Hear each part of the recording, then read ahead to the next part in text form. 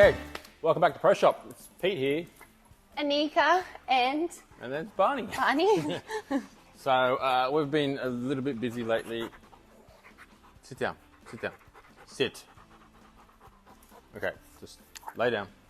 Okay, good boy. Just wait. Shh, calm. Stay. Okay. He loves us very He's still a puppy, but he's just the size of a full-grown dog. Puppy in 50-kilo body. Yeah. Probably more. Anyway, where have we been? We've been busy. I'll let Anika just explain where we've been because it's her fault. My fault. It's my fault there's been no videos. The yoga studio that I was working at for 3.5 years, I bought it. And that studio, Pete's been very supportive. There's been a lot of painting, new shelving, making a filtration station, all this kind of stuff. Been busy doing that. So I haven't been doing enough videos. I've still been working here, but just doing the video and editing, I've been slack. So I've had no time. No time.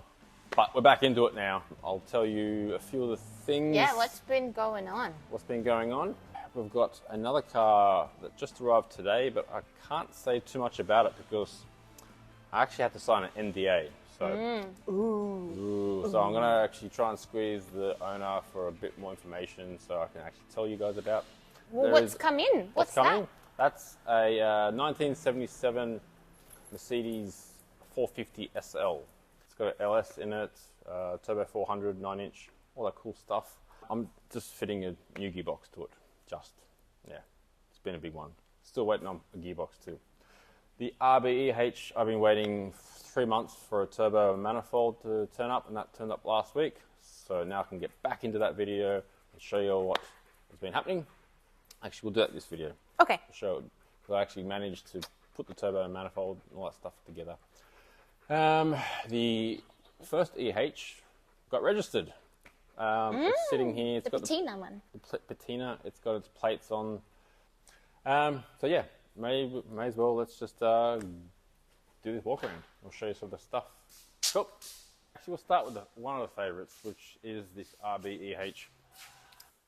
Ta-da! So the hot side of the engine is turned up. Turbo, manifold, wastegate, the new PRP oil pump, all the cool stuff. I'm starting to bolt that up. And today I've gone along and just started mocking up an exhaust so I can start ordering bends and whatnot. So we're going to do something different on this. We're actually going to build a titanium exhaust. I'm pretty excited about it because I have never done it. I wanted to do one on my Sprinter and I wanted to test it on that before I did it on a customer's car. But the owner wants it done, so we're doing it on this car. Cool. Barney's just been a little bin rat again. What'd you find? Bin rat? A little destroyer.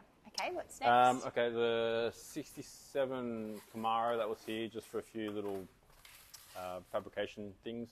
That's just left, so it was only in here for about 2 months. Flat firewall. What else did I do? Mounted the steering, the column, pedals, and then did some work on the tubs. So it's something that I've done on pretty much all my builds, is that I do the inner guard really thin. So it comes up really close to the outer guard.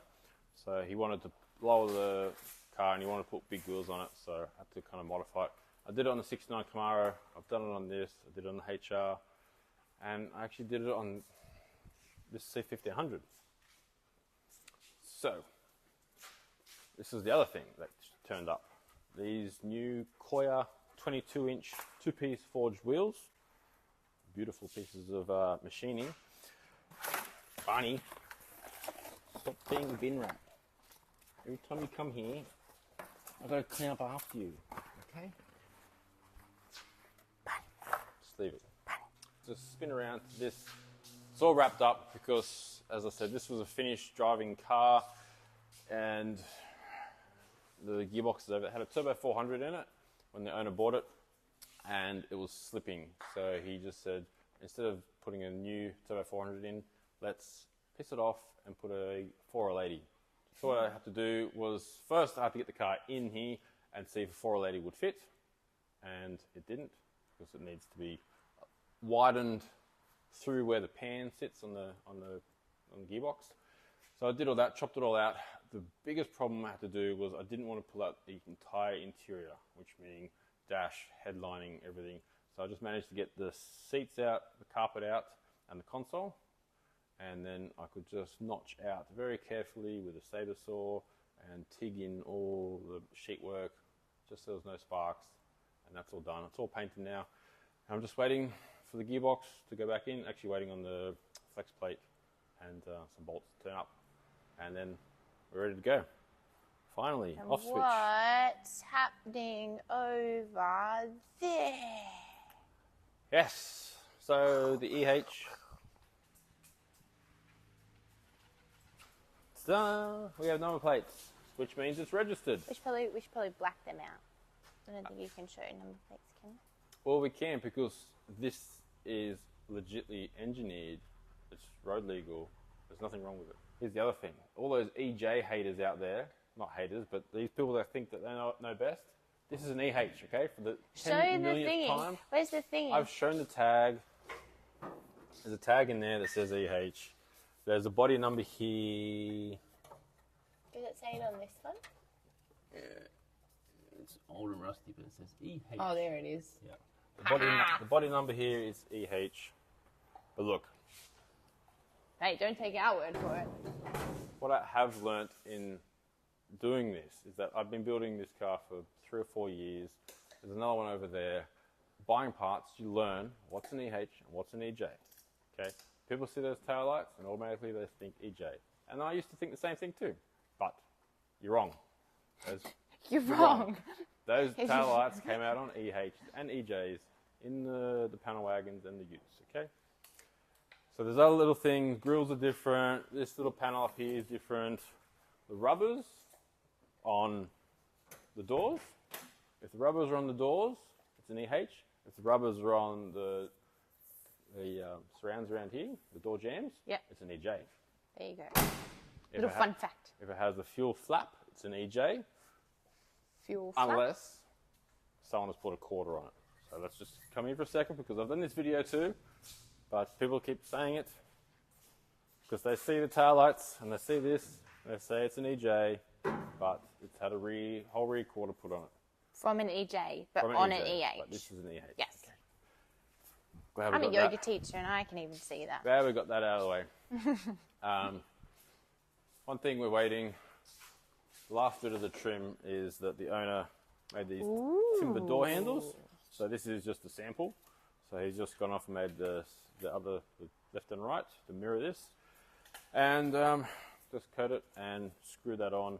And I've got to get the little top piece covered from the trimmers. And that's the final piece of the puzzle. Now, other things that are new. Finally got some pallet racking to put some, obviously, pallets up, just to store some stuff out of the way, because it's getting pretty full with all parts. And the last thing I did,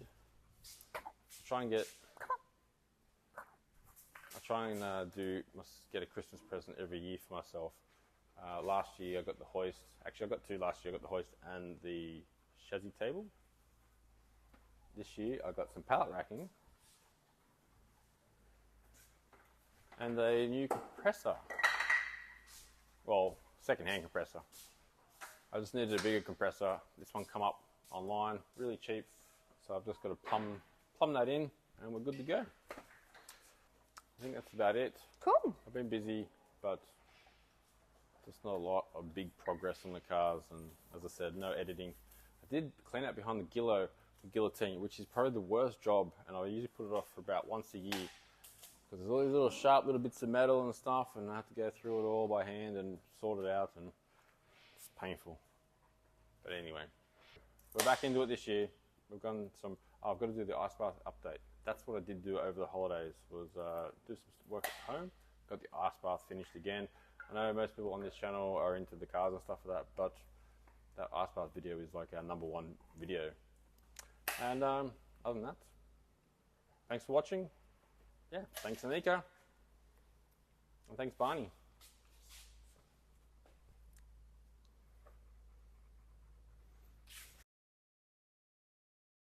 Go.